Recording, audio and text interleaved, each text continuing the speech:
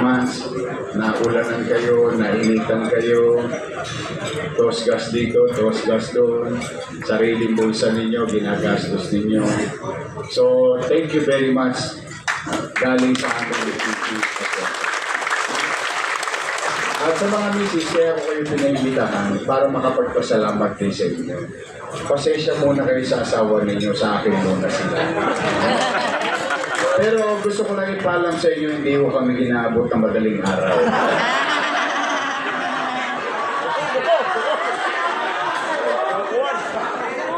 Kulilyas.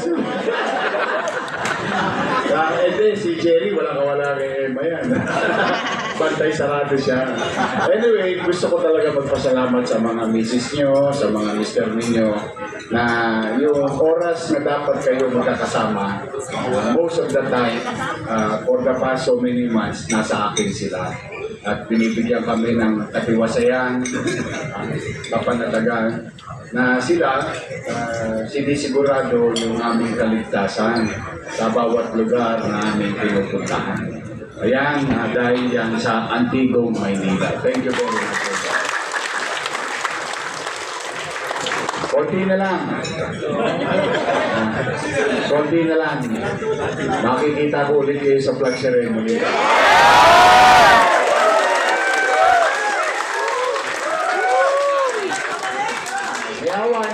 Mayawa ang Diyos sa tulong ng Diyos at sa tulong ng mga tagalungsod ng Maynila. Nalulungkot tayo sa mga nangyayari ngayon. Nakikita. Lalo na kayo, mga lesbo kayo.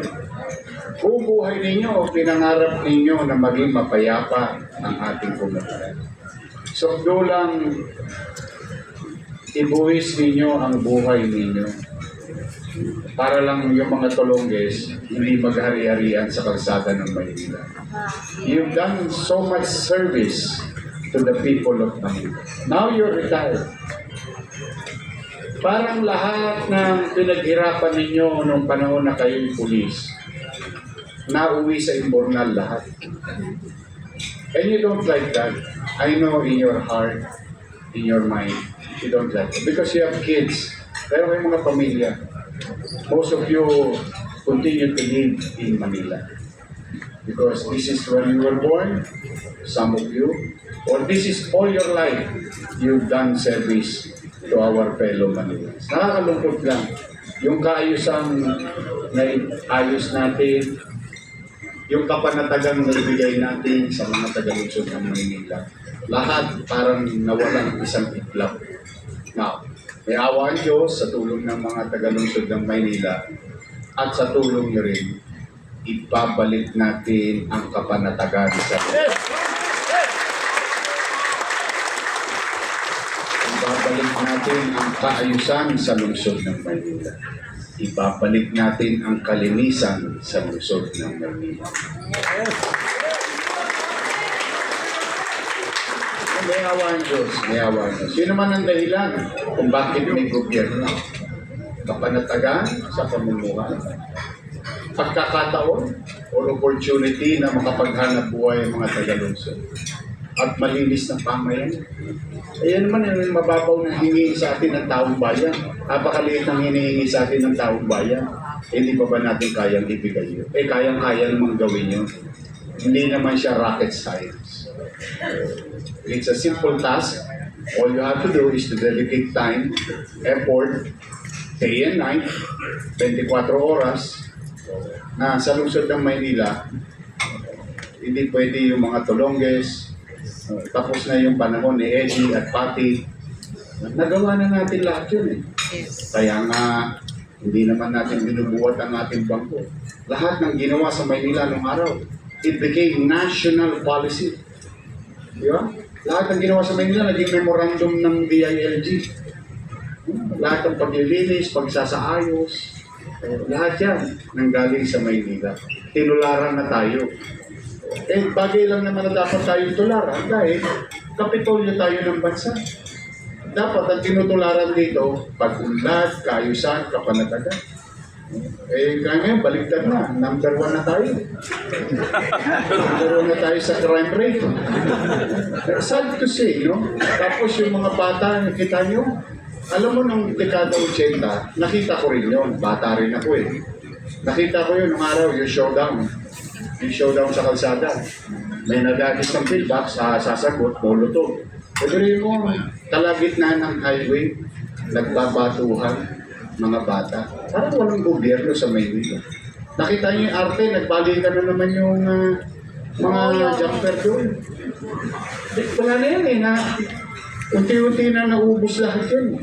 Takot ng kriminal sa atin eh. Bakit? Because we have a policy at the time. Okay, ang mensahe natin sa mga kriminal, di ba? Hindi namin kayo mapipigilan gumawa ng masama laban sa kapwa. Minsan mapipigilan natin, pero most of the time hindi. Pero we guarantee the people of Manila, kapag ginawa ang krimen sa Maynila, ang ikamamatay nila puyak. Dahil saan man sulok sila ng bansa, hahanapin natin, papapanagutin natin, ihaharap natin sa taong bayan itong mga tulongges na ito. Kung maalala niyo yun, di ba? No, a day or two, solve kagad yung ginawang krimen. Yung iba nga na nagpupusa ng sumusuko sa atin. There was one time there is an incident in Tondo. It's a domestic problem, but it's a heinous crime. Anong ginawa ng suspect? Di ba, kinuha natin, alam mo na madaling araw doon sa Cavite. O dahil sumuko sa atin. O dahil alam niya, either way, sumuko siya hindi, it's a matter of time, mahuhuli siya. Dahil ginawa niya yung krimen sa Maynila. Eh yun naman talaga ang hinahangad sa atin ng tao sa lungsod ng Maynila. Yung may pananagutan. Kapag may gumawa ng masama, mananagot ka sa lungsod ng Maynila at mamamayan nito. Eh nalulungkot tayo nang nawala lahat yun. Parang libre zona ang Maynila ngayon eh. Strike anywhere itong mga tulongges na to. So, if I needed you before, I needed you more in the coming days. Eh, kayo pa naman eh, ang tatalas ninyo. So, hindi. Alam niyo, ang hindi naintindihan ng ibang tao, yung mga antigo, tumayo lang yan sa kanto, alam niya nakagad kung sino is snatcher. Alam na, kinikilos pa lang. Kaya nung araw, nung nakabaon kayo sa kalsada, nagugulat yung mga kriminal, ba't sila madaling nahuhuli? Because I grew up in the city of Manila. Born, grew up with criminals. I grew up with criminals. Alam natin pare-pareho. Eh, nung araw, alam niya naman na mabuhay street eh. Mabuhay na mabuhay yun. Alam natin pare-pareho. Kaya yung salamat sa Diyos, yung hirap na pinagdaanan ko nung bata ko, hindi ko akalain na magagamit ko sa pagbugobyerno ngayon. Yung mga karanasan na yun. So, nung araw, ang lespo, pagka dumadaan sa amin, tiklop na lamesa. Totoo, dumadaan pa lang lespo, wala pang siksik yun. Nung araw, ha? Uy na. Tiklop lamesa. Ganun eh. That's how we respect the policeman. And we will gain that back. Hindi para katakutan ang pulis, kundi para irespeto ang taong uniformado at alagad ng pamahalaan. Yorme, retired na kami, wala na kami uniform. Totoo naman. But remember, you are also a citizen of the city. And you will be part of the government. You will be deputized. You will be part of the peace and order situation of our city as augmentation to our existing uniformed personnel. So may gagawin pa kayo. Meron pa kayong mission mga antigong Maynila. Tulungan ninyo ako na kami ni Gigi na maisayos at maibalik. Talaga, yung, alam mo, di paling mahirap ka, huwag ka lang maging dugyot, di paling mahirap ka, huwag ka lang takot umuwi, yung matutulog ka ng mahimbing, umihilig ka, yung kapanatagan sa lungsod. I think kailangan yun ng ating mga mamamayan. So, ngayong Christmas, salamat sa Diyos, nakaraos ng Pasko. Alam ko, sugatan kayo. Ginang! Ginang! Puro toskas ang inabot ninyo. Eh ako naman, nagpapasalamat naman ako kay Butch. Sabi ko, Butch, ako, idulo mo na yung antigo. Tatapusin ko lang yung mga commitment ko sa Manila. Kaya tayo nagkasama-sama ngayong Abeses Day. But then again, salamat sa Diyos, nakaraos ang Christmas, buhay pa kayo. Buhay pa tayo lahat. Sa mga asawa na nandito, bigyan nyo ng maraming vitamina yung mga asawa nyo. Wala nga, umabot tayo ng Mayo. Matindi pa itong laban natin. Pero papaalala ko lang sa inyo, may regla itong restaurant na to. Dito tayo nagkita-kita noong 2019, nalo tayo.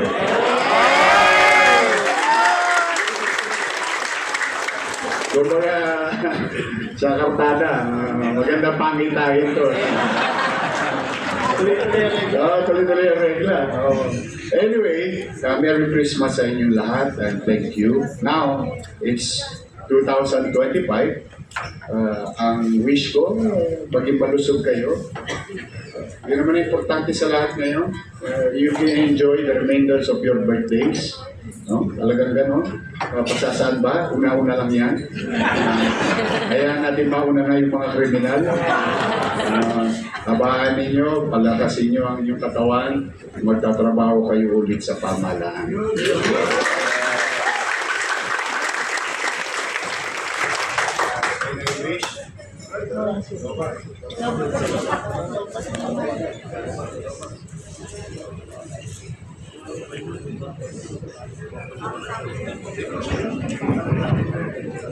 Wala mo, hindi ko naman mapuputo yung sasabihin ko susunod.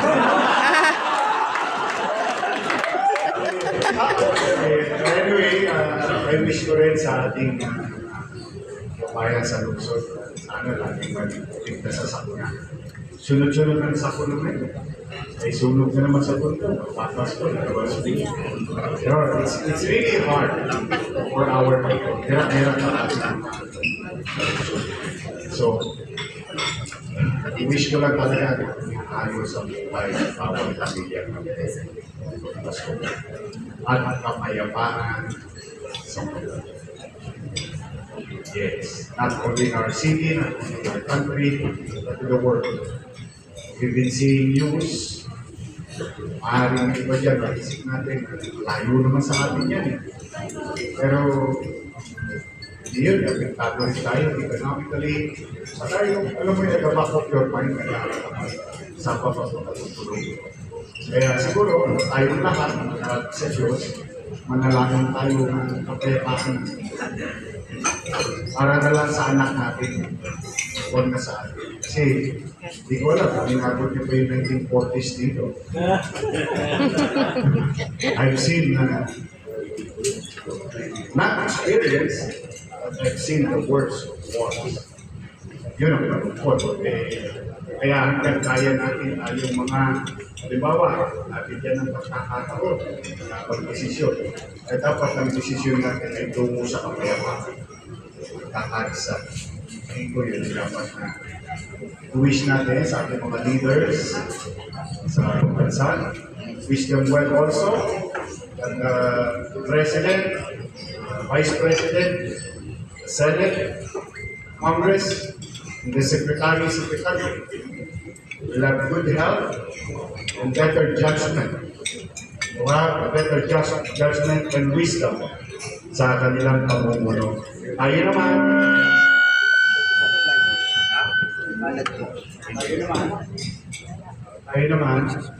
bilang mamamayan, sumunod tayo sa ating tunig ng pamahalaan. Yun, tulong na natin yun sa Presidente, Vice President, mga senador, mga congressman, mga secretary ng bansa.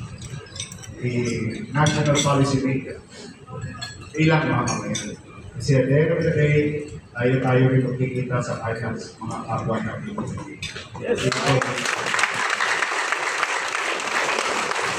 So, una, ayaw niyo pa ba? Siyento, replay na lang yata. More or less, 130 plus games. Ayaw niyo pa? Laban! Laban, laban! Our journey, talking to our people in the city of, we will continue to be our people. Because at the end of the day, governance is not about politicians. It's always about the people you ought to serve. Yan ang importante. Tao. So, Merry Christmas and Happy New Year sa inyong lahat. Salamat po. Salamat po tayo. Salamat po kayo ng Kopay Manila!